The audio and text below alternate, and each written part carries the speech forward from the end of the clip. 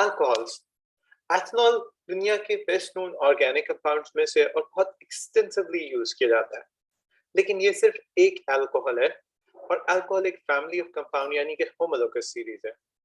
इस homologous series का functional group OH है। इसके साथ सिंगल बॉन्ड साइन है, ये शो करने के लिए कि OH एक ही बॉन्ड बनाता है। ठीक, फंक्शनल ग्रुप एक ग्रुप ऑफ एटम्स होता है एक स्ट्रक्चर के अंदर, जो कि इसकी कैरेक्टरिस्टिक रिएक्शंस को डिटरमिन या डिफाइन करता है। ठीक है, उसी फंक्शनल ग्रुप की वजह से उसके बेसिकली सारे रिएक्शंस जो हैं वो प्रोसीड हो रहे होते हैं। इस मॉलिक्यूलर फैमिली के अंदर हम अगर कार्बन एटम सिर्फ एक रखेंगे तो हम उसे मेथनॉल कहेंगे, और उसी तरह से हम इनके नेम्स जो हैं वो इस तरह से लिखेंगे। आपकी डायग्राम अपने सामने देख सकते हैं, ये भी ओल ओल ओल पर एंड कर रहा है, तो ओल एक्चुअली सफिक्स है अल्कोहल्स के लिए, लेकिन ये अल्कोहल स्पेसिफिक है। आप नोटिस करेंगे कि सारे के सारे अल्कोहल सिंगली बॉन्डेड है, इसमें से किसी में भी डबल बॉन्ड या ट्रिपल बॉन्ड नहीं है। तो वो अल्कोहल्स जो कि हम अल्केन्स पे बेस करते हैं, तो हम अल्केन का ANE सफिक्स में यूज करना चाहते हैं। अब साइंटिस्ट ने क्या किया कि AN के आगे से E काट दें और इस सारे को एक सफिक्स बना दें एनॉल।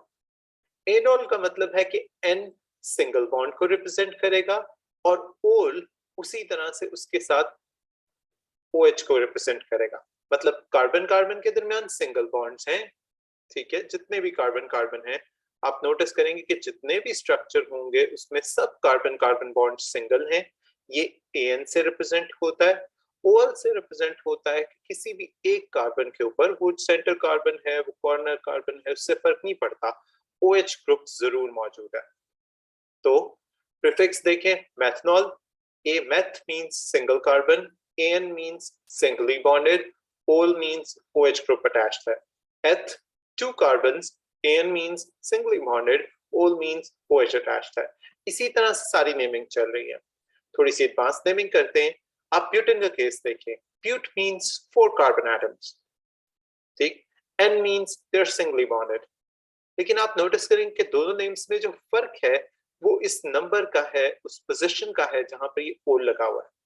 वन का मतलब है ये किसी भी टर्मिनल कार्बन यानी स्टार्टिंग कार्बन पर है, कॉर्नर कार्बन भी जिसे हम कहते हैं, और टू का मतलब है ये किसी सेंट्रल कार्बन पर मौजूद है। वो देखें, ये टू है 1 2 के हिसाब से और ये वन है, तो ब्यूटेन 1 ओल और ब्यूटेन 2 ओल। इस तरह से हम इसकी नेमिंग को सेपरेट करते हैं। यहाँ पे प्रोपेन 1 ओल दिया हुआ है, प्रोपेन 2 ओल यहाँ पे ड्रॉ नहीं किया हुआ। पास्ट पेपर्स में प्रोपेन 2 ओल कॉमनली आया हुआ है, वो स्टूडेंट को खुद ड्रॉ करना आना चाहिए। एंड इट्स प्रीटी इजी कि OH किसी कॉर्नर कार्बन से सेंटर कार्बन पर आ जाएगा। ठीक, तो इस तरह से प्रोपेन 1 ओल और 2 ओल आपस में आइसोमर्स हैं, ब्यूटेन 1 ओल और 2 ओल आपस में आइसोमर्स हैं। तो अल्कोहल्स के अंदर अगर हम सिर्फ फंक्शनल ग्रुप को किसी एक से दूसरे पोजीशन पे मूव कर देते हैं, इस तरह के एक सेपरेट नेम भी बन जाता है उसका, तो हम उसे उसका आइसोमर कहेंगे।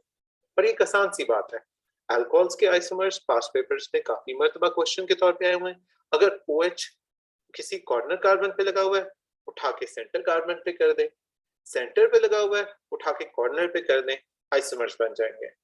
Do you get the point?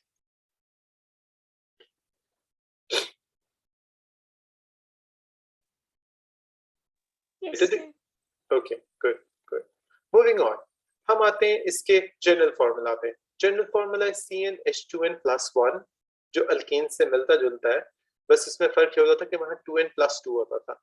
+2 की बजाय +1 किया, एक H निकाला और उसकी जगह पे OH लगा दिया, वो अल्कोहल बन गया। तो CnH2n+1 OH। इसका मतलब ये है कि अगर हम ब्यूटेनॉल का फॉर्मूला बनाना चाहते हैं, तो ब्यूट मींस 4, तो C4 हो जाएगा, H2n+1 2n 8, ठीक है, +1 9 C4H9, और OH हमारे पास इसका फॉर्मूला हो जाएगा। If you count the number of carbon, hydrogen, oxygen atoms, you would find the formula to be like this. एक और तरीका भी इसे करने का, CnH2n+2O, इस तरह से भी समटाइम्स इसे कर दिया जाता है। बात एक ही है, इस H को लहदा लिख लें, ये इसके अंदर ऐड करके इसे C4H10O कर लें, ठीक है, तो भी आप इसे कर सकते हैं, लेकिन बेहतर है ऐसे न शो करें until less क्वेश्चन में पूछा, ऐसे शो करें, क्योंकि इस तरह आप उसका फंक्शनल ग्रुप सेपरेट बताकर उसको अल्कोहल प्रूव करें। ये एक तरीका है सारे के सारे एटम्स लिख देने का कि इसे अल्कोहल्स के तौर पे नहीं बताता। हम इन्हें रेफर करते हैं एल्केनॉल, ऐसे अल्कोहल्स जो अल्केन से बने होते हैं। स्ट्रक्चरल फॉर्मूला फर्स्ट फोर का इधर दिया हुआ है, उसके बाद इन्होंने इसकी कुछ फिजिकल प्रॉपर्टीज दी हुई हैं, and I am gonna number them because they have been a part of past papers too. Number 1, सारे अल्कोहल्स न्यूट्रल होते हैं, neither positively or negatively charged, nothing like that. Colorless liquids होते हैं। Number 2, electricity conduct नहीं करते। Number 3, and soluble in water, जो कि यहाँ पर मेंशन नहीं है, थोड़ा सा आगे चलकर आएगा, that is number 4. These are the 4 physical properties of alcohols. Early alcohols, starting alcohols, alcohols with less number of carbon atoms. Soluble in water doesn't mean कि अगर अल्कोहल में हमारे पास 50 कार्बन एटम है तो भी पानी में डिसॉल्व हो जाएगा, जरूरी नहीं है। ठीक, alright, let's move on. हमारे पास की डेफिनेशन है अल्कोहल एक सीरीज ऑफ ऑर्गेनिक कंपाउंड्स की, या होमोलोगस सीरीज भी लिख सकते हैं, जिसका फंक्शनल ग्रुप OH है और जनरल फार्मूला ये है। ठीक, इसी तरह से वो शो कर रहा है कि जैसे जैसे आपके पास सीरीज में number of carbon atoms increase होते जाएंगे, boiling point or melting point or density would keep increasing. This is something we have been studying continuously for like 3 different homologous series before: alkanes, alkenes, alkynes. This is the 4th one, so I think you're pretty confident that every time we increase the number of carbon and hydrogen atoms, of course the melting, boiling points and density is about to increase, and the boiling, with that, the physical states at room temperature are also going to be different. Starting off the series, we have gases, then we have liquids, then we have solids. So this happens almost every series. Making ethanol. Previously, उस चीज को बनाना हमारे पास portion का हिस्सा नहीं था।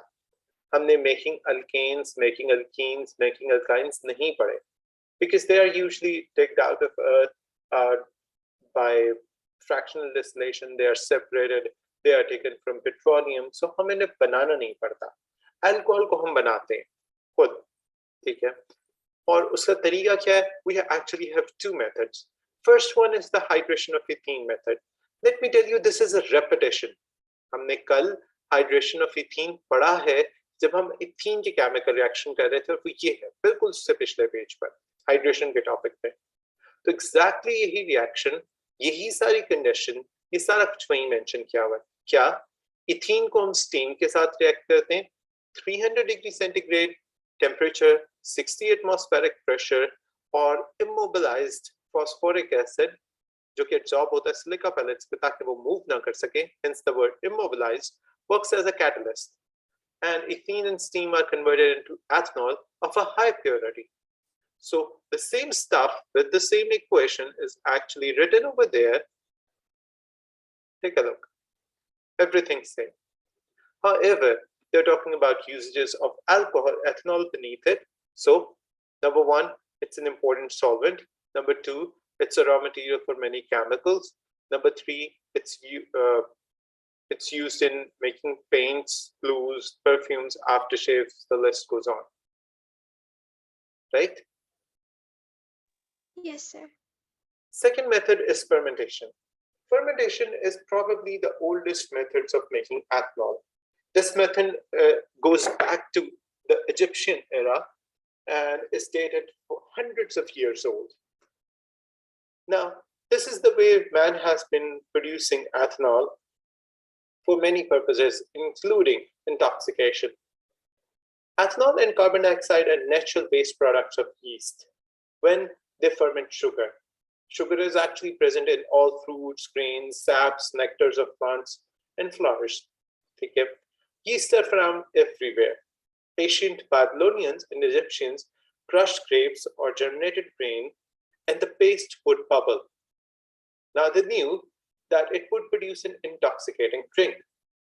मतलब नशे वाली चीज, ठीक? Pasteur discovered that yeast are single-cell living fungi. This has been a part of past paper questions, and any student from biology already knows this. Now they ferment sugar to gain energy by anaerobic respiration. Remember, anaerobic respiration was the type of respiration in biology which didn't require oxygen, and it, in turn, produced ethanol and carbon dioxide. The reaction is given below.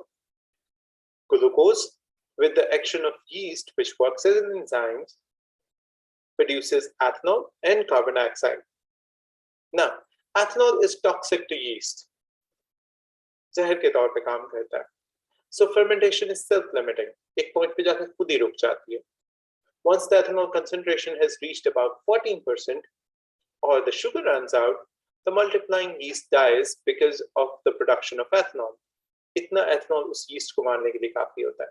No matter how much amount of yeast you add to the system, eventually it would die because of the ethanol present. So fermentation usually 14 to 18% से आगे किसी भी तरह के food, drink, juice, nectar में नहीं जाती.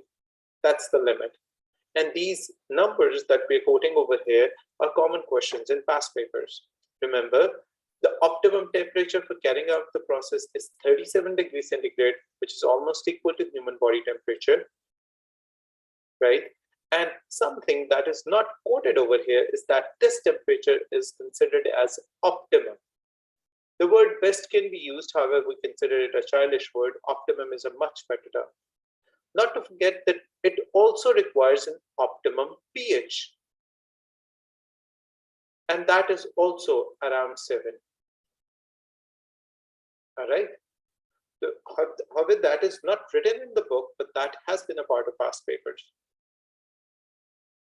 Now, down below, they discuss different alcoholic drinks, beers, wines, and their percentages of alcohol in them.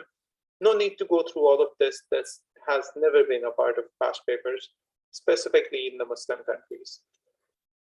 Moving on, fermentation can be carried out in the lab using the apparatus. What is this apparatus? A large, simple glass bottle. So, simple, big glass bottles are the best way to produce them. Hence, this has been easy. However, now, in order to keep the bacteria out of it, we use an airlock containing water. Now, this airlock acts as a lock for bacteria. Bacteria cannot enter the system. However, carbon dioxide can easily leave out of the system. So, bacteria is unable to enter it. As bacteria is not able to enter it, there is no aerobic respiration inside. That's why we keep bacteria outside. If bacteria can enter the system, instead of respiring anaerobically, which yeast did, they would start respiring aerobically, which is bad for the system. 1, 2, bacteria can easily ruin the flavor and taste of alcohol, as people who drink it say that. Now, fermentation is an anaerobic process. It takes place in the condition when there is no air or oxygen available. However, if there is no oxygen present in the equation for reaction taking place, carbon dioxide is gas produced in the reaction. This was an important study tip. Now, let's compare both the methods. And the table on the next page is a very good one to do that. Now, in this table, we are going to consider both the methods. One was hydration of ethene and produce ethanol by that method. The other one is fermentation. We're going to discuss both the advantages and disadvantages of both processes. What I usually tell my students is to write D for disadvantage and A for advantage. This way you can easily tell the advantage or disadvantage of any specific process when it comes as a question in exams, which it has been a part of past papers. So let's consider one by one all the points. Hydration of ethene originates from a non-renewable resource, petroleum, which actually comes as a disadvantage. However, for fermentation, we need a readily renewable resource, mostly crops or fruits, which can be renewed every season or every year. So that comes as an advantage. Ethanol by the hydration of ethene requires a small square liquid, but that should be capable of withstand pressure up to 60 atmospheric. That comes as a disadvantage. However, in fermentation, we relatively require simple large vessels. I am showing you a picture of a glass vessel in this book, but if we talk about previous times, people used to do it in simple vessels, not even transparent like glass vessels.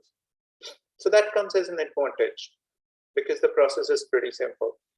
However, hydration of ethene is a continuous process. The process can keep going on till we have the ingredients or the reactants, so it can keep producing on alcohol. This comes as an advantage. Remember, there are two kinds of processes. One, a continuous process that keeps going on unless until you stop it or you don't have any reactants, the process would keep simply going on. However, there are batch processes in case of fermentation, and we need to start the whole process again each time. So we need to get the juice, need to mix the yeast and start the process again. Batch processes are considered as a disadvantage because we need to start the process again and again, which wastes time. Ethanol by hydration of ethene actually has a fast reaction rate. We have a specific temperature, a pressure, and a catalyst to suit the reaction and take the reaction in a forward direction by having a pretty good fast reaction rate. This comes as an advantage. On the other hand, fermentation is relatively a slow process, sometimes require weeks, which is going to take a lot of time. And even after those weeks, the process won't be continuous. The batch will be completed and you need to restart a new batch. Hence, a disadvantage. Ethanol by the hydration of ethene yields a highly pure ethanol. That's a huge advantage of this process. However, on the other hand, ethanol must be purified, and that happens with subsequent distillations. By that we mean we need to distill it many times before we can get the product. Not just once, many times. Through third fermented product, and it is used for some purposes. So this comes as a disadvantage because without distillation, actually subsequent distillations, you won't be able to use your product.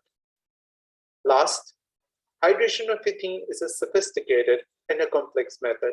It requires temperature, pressure, and catalyst all working in their optimum. So this comes as a disadvantage. However, fermentation was a very simple, straightforward method, and even older civilizations were able to do this, so this comes as an advantage. That's how we actually have 3 advantages and 3 disadvantages of both the processes separately. Make sense? Yes, sir. Good. Moving on, let's discuss the chemical reactions of ethanol. First of all, ethanol is a fuel. Any fuel would react with oxygen in a combustion reaction, produce carbon dioxide and water. So these kind of reactions, as I've said already, can be considered for balancing of equations. Now, whenever we talked about balancing a hydrocarbons combustion equation, the equation was easy as a hydrocarbon would consist of hydrogen and carbon. They would react with oxygen. They would form carbon dioxide. They would form water. And it was pretty easy to balance carbon first, hydrogen second, and oxygen in the end. But in case of ethanol, it consists of all 3 elements, hydrogen, carbon, and oxygen. So there is oxygen in both species on left and both on right, which might come confusing. What I do is that I still suggest my students to balance carbon first, hydrogen second, and oxygen in the end. But when you add up these 2 oxygen atoms and you balance it over here, remember there is always 1 oxygen atom over here and the rest over here. Let's do an example to see what I'm talking about. And this has been a very important question in past papers. Let me give you a different alcohol. I'm giving you propanol, which is going to react with oxygen and in a similar way produce carbon dioxide and water. Can you go ahead and try balancing the equation? Moving on small scale, ethanol can be used at methylated spirit. Methylated spirit is a form of ethanol in which we can use the ethanol, but also to make it non-drinkable. Ethanol के साथ बड़ा problem ये है दुनिया में, वो कि Muslim countries में ये वाला प्रॉब्लम नहीं होता, लेकिन एक बड़ा प्रॉब्लम यह है कि एथनॉल कहीं पर भी आप यूज के लिए रखते हैं, सॉल्वेंट के लिए, कहीं पर रिएक्शन पर्पसेस के लिए, लैब कंजम्पशन के लिए, मेडिसिन में यूज करने के लिए, पेंट्स पे यूज करने के लिए, तो उसे कोई भी बंदा पी के भी जाया कर सकता है। ठीक है, जब किसी ने पी ली तो फिर आप कैसे पकड़ेंगे? ठीक है, ज्यादा से ज्यादा नशा होगा, वो थोड़ी थोड़ी पी के भी जाया हो सकती है। सो ये एक प्रॉब्लम था। अंग्रेजों ने इसका हल ये निकाला कि मेथाइलेटेड स्पिरिट यूज करते हैं, थोड़ा सा मेथनॉल एथनॉल के अंदर मिक्स करते थे, और फिर एथनॉल ड्रिंकेबल नहीं रहता। Why? On the next page, we're going to tell you that methanol is actually poisonous. It's toxic. Methanol in little amounts is capable of killing a man. तो वो एथनॉल फिर पिया नहीं जा सकता था, लेकिन स्टिल स्पिरिट के तौर पे यूज करना, फ्यूल के लिए, स्पिरिट लैंप्स और स्टोव्स के लिए, ठीक है, कार फ्यूल के लिए इस्तेमाल करना, या डिफरेंट और पर्पसेस के लिए, like a solvent in paints and dyes, और we have used it for different other purposes in medicine, वहां पर भी यूज हो सकता था। लेकिन मेडिसिन में फिर हम मैथनॉल यूज नहीं करते बिकॉज इट्स टॉक्सिक। ठीक, इस तरह से एटलीस्ट उसके ड्रिंकेबिलिटी का प्रॉब्लम खत्म हो गया। एथनॉल जो हम फर्मेंटेशन से प्रोड्यूस करते हैं उसे हम बायोफ्यूल कहते हैं, क्योंकि वो डायरेक्टली कार इंजन में पेट्रोल के साथ यूज की जा सकती है, और वो पेट्रोल की ही तरह हमारे पास एक फ्यूल बन जाता है। एथनॉल और पेट्रोल, ये गैसोलीन मिलाकर गैसोहोल दुनिया के डिफरेंट कंट्रीज में ट्राई किया जा रहा है as a fuel for cars. ठीक है, लेकिन अगेन इससे दो फायदे होते हैं, फायदे भी होते हैं, नुकसान भी। फायदा क्या है? कार्बन मोनोऑक्साइड की एमिशन रिड्यूस हो जाएगी, एनवायरमेंटल डैमेज काफी कम हो जाएगा। बट प्रॉब्लम क्या होगा? आपको बायोफ्यूल क्रॉप्स लगाकर डिफॉरेस्टेशन बढ़ जाएगी ऑटोमेटिकली, यानी इंसानों के खाने वाली चीजें खाने की बजाय उससे आप अल्कोहल बनाएंगे और अल्कोहल गाड़ी में इस्तेमाल कर लेंगे, और आप हंगर को इस तरह से दुनिया से खत्म नहीं कर सकते, which is a pretty big discussable critical topic. And this discussion is currently going on around the world. Moving on to the next type of reaction, oxidation. Actually, if we define oxidation into different types at the start of this step, it would be easier. Oxidation दो तरह की होती है, एक को हम कहते हैं बायोकेमिकल ऑक्सीडेशन, ऐसी ऑक्सीडेशन जो किसी ऐसे केमिकल से की जाए जो बायोलॉजिकली आपके पास आता हो, वो बायोकेमिकल ऑक्सीडेशन है। And second one is chemical oxidation, यानी कि एक सादा केमिकल हमने यूज कर दिया, उसका बायोलॉजिकल सोर्सेस से कोई ताल्लुक नहीं है। Let's go with both types one by one, starting off with biochemical oxidation. Vinegar एक वीक सोल्यूशन होता है एथेनोइक एसिड का, ये कार्बोक्सिलिक एसिड है, इसे एसिटिक एसिड भी कहते हैं। ठीक, हम इसे कमर्शियली प्रोड्यूस करते हैं वाइन से। वाइन को बायोकेमिकली ऑक्सीडाइज करते हैं। बायोकेमिकली कैसे? हम बैक्टीरिया यूज करते हैं, एसिटोबैक्टर। एसिटोबैक्टर भी कॉमनली एग्जिस्ट करता है, ठीक है, और ये बड़े आराम से हमारे खानों में फॉर एग्जांपल योगर्ट वगैरह में मिल जाता है। ठीक है, वाइन विनेगरी हो जाती है अगर लेफ्ट कर दी जाए open to air. Acetobacter air में भी सारा टाइम होता है, ठीक है, इसी की वजह से दूध अगर खुला पड़ा रहे तो वो खराब हो जाता है, वाइन विनेगरी हो जाती है। ये सेम ऑक्सीडेशन हम अचीव करते हैं। Now we are starting chemical oxidation by powerful oxidizing agents such as warm acidified potassium manganate 7 or warm acidified potassium dichromate 6। ठीक है, acidified manganate 7 पहले पढ़ते हैं, वो ऑक्सीजन रिलीज करता है, वो ऑक्सीजन एथनॉल को कन्वर्ट करती है एथनोइक एसिड और वाटर में। रिमेंबर इक्वेशन को इजी कर दिया गया है, पोटेशियम परमैंगनेट 7 पूरा लिखने की जरूरत नहीं है, उससे सिर्फ जो एटॉमिक ऑक्सीजन आते हैं, एटॉमिक ऑक्सीजन को लार्ज ब्रैकेट्स में हम लिखते हैं, उसमें लिख दिया जाता है, which makes the entire equation easier at this level. Remember, this also comes as a test for alcohols, though it's not written over here, but that's a part of chapter 12. So make sure you write it over here that this is a test for alcohols. Alcohol को test करने का बहुत आसान तरीका है, oxidising agent उसके साथ use करें। अगर वो अपना कलर चेंज कर ले, like in this case it goes from purple to colorless, it means you're actually handling an alcohol. We can also test it with warm acidified, although that's not written over here, but that's again a part of chapter 12. Potassium dichromate 6. Now, if you remember back from chapter 4, potassium dichromate 6 का color जो होता है वो होता है orange.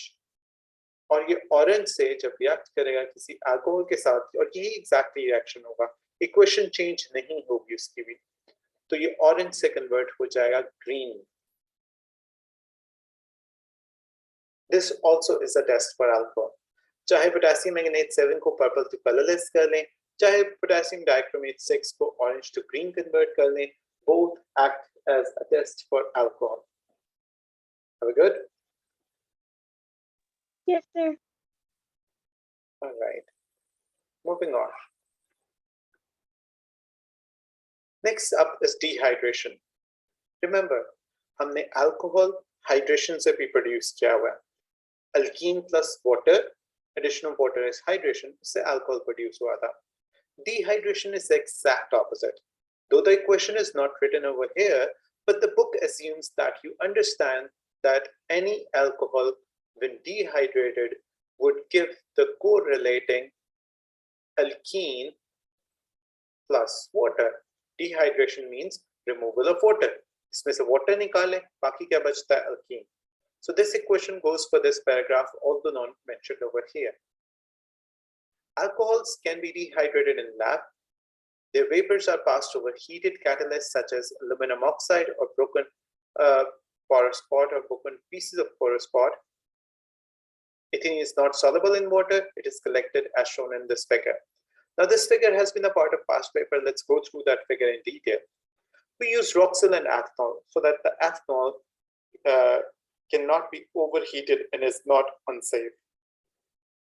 We heat the catalyst, not the alcohol, which are broken pot pieces. We might have taken alumina and it would have worked in the same way. Then we take a delivery over water. Remember, delivery over water was only for the substances that are insoluble in water, which ethene is. However, with this blast rod, we see a rubber tube with a slit. This is known as a pencil valve. It prevents sucking back. So the gas produced is pressurized and is given out in the form of bubbles over water, but the gas cannot return back through.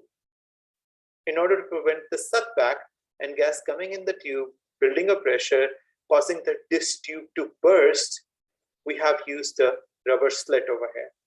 This has also been explained in chapter 12 in much bigger diagrams and a better detail.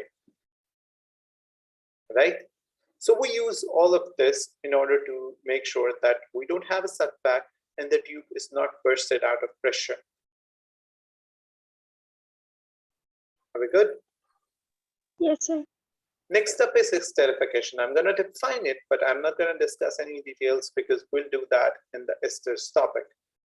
Alcohols react with organic acids and form a sweet-smelling oily liquid, which are commonly used as flavoring agents, and that are known as esters.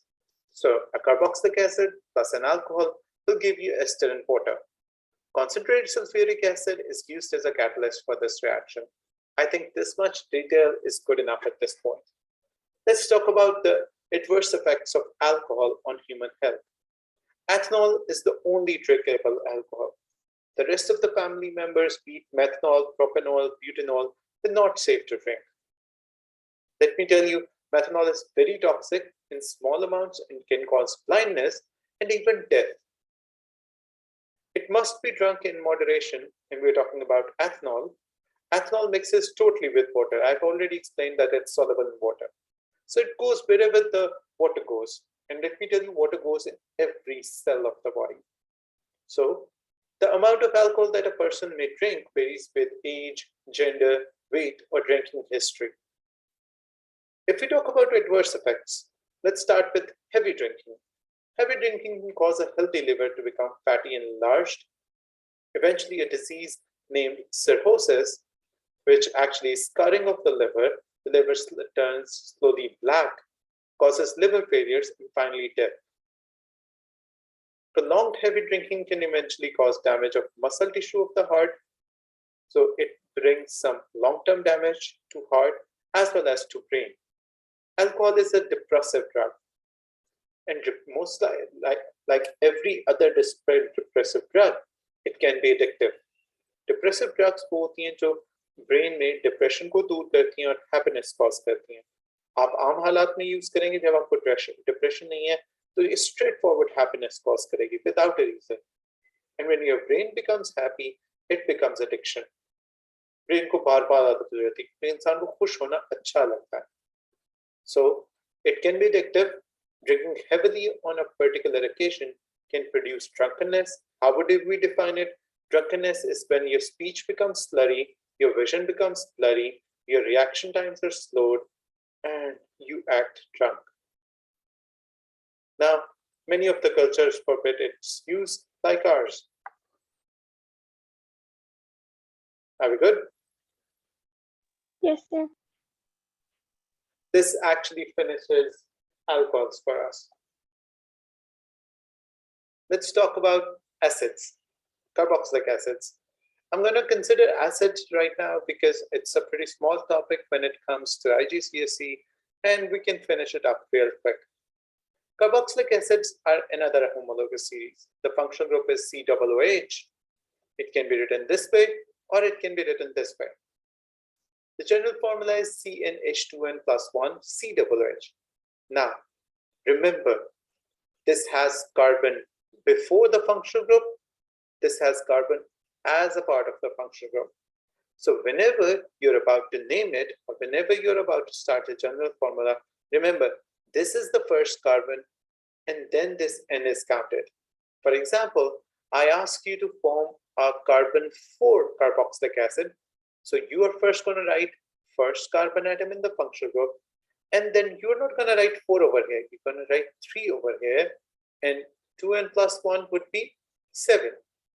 That's how you form its formula from its general formula.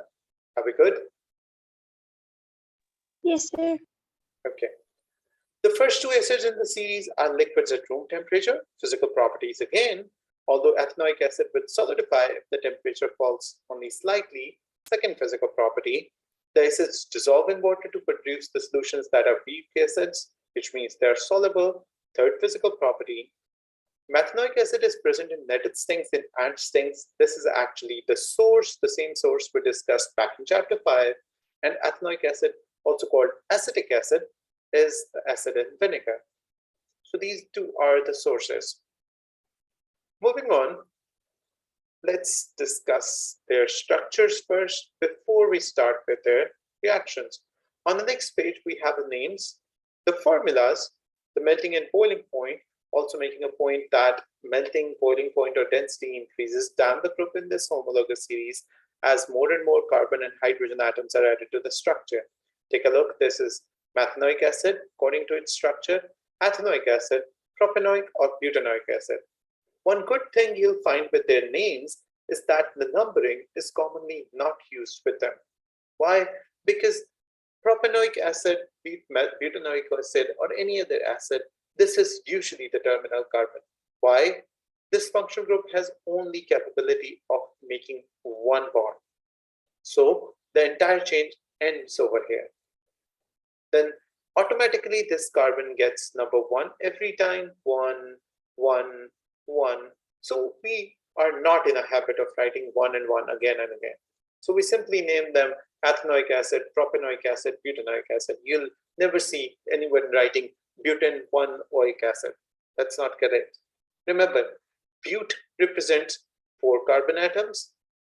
N represents the carbon atoms are singly bonded. Remember, this double bond is not in between carbon-carbon atoms, so that is not counted over here. Oic acid represents this entire COOH group.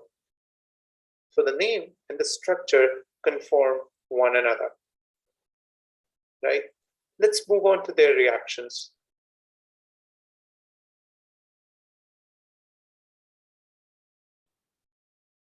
Ethanoic acid is a weak acid. As soon as we dissolve it in water, it forms a dynamic equilibrium. It gives us ethanoid ions and hydrogen ions. The hydrogen ions are the reason of its acidity. But as it releases a little amount of hydrogen ions, so it's weakly acidic. Remember, when I use the word weakly acidic, it means it's going to have a higher pH. Don't forget chapter 5. Weak acids have a higher pH and strong acids have a lower pH. Vice versa, weak alkalis have a lower pH and strong alkalis have a higher pH. I hope you remember that back from chapter 5. Do we? Yes, sir. Okay.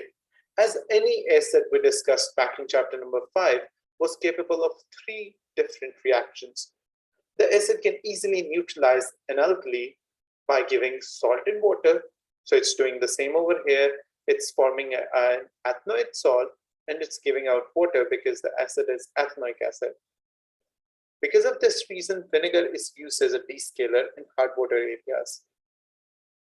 Vinegar can also react with carbonates. Remember, any acid, when reacts with a metal carbonate, produces salt, water, plus carbon dioxide. So the similar products can be seen over here. What's not written over here and have been a part of past papers is that you can even react a metal with carboxylic acids. And just like any acid, when a metal reacts with acid, it forms a salt and it forms hydrogen. So this one is also going to form a salt, the formula to which is this, and it's going to form hydrogen gas, right? Just like any acid or metal would do, salt plus hydrogen. This is the third characteristic reactions for carboxylic acids, which haven't been mentioned over here, but have been a part of past papers. Now, as far as a couple of more uses are concerned, commercial descalers are also even based on weak acids. We can use methanoic acid for that purpose. So it clearly describes that commercial descalers are made up of methanoic, while domestic descalers are made up of ethanoic acid. Something Sir, that what's was the descaler? okay. Do you know that water consists of magnesium and calcium salts? Naturally. Yes. For example, water consists of sodium chlorides, potassium salts, calcium salts, magnesium salts. Now, in those areas, if we use a kettle, kettles are commonly used to boil water to make tea or coffee or stuff like that, hot beverages I talk about. So in hot water areas, what happens if we boil water at the bottom or at the sides of the container, we have leftover scales of magnesium and calcium compounds. They can be sulfates, they can be chlorides, they can be carbonates. What happens is that these scales are pretty hard and not easy to remove. In order to remove these scales and get your vessel or utensil as new, you need to descale them. You can descale it with a pointy object, but that would totally ruin the finish and the appearance of your kitchen utensil. In order to do that, what women are used to do as a trick is that they actually fill this utensil up with vinegar, let it stay for a few hours, and the scales will come off easily and your utensil would be good as new. Shine. Okay, sir.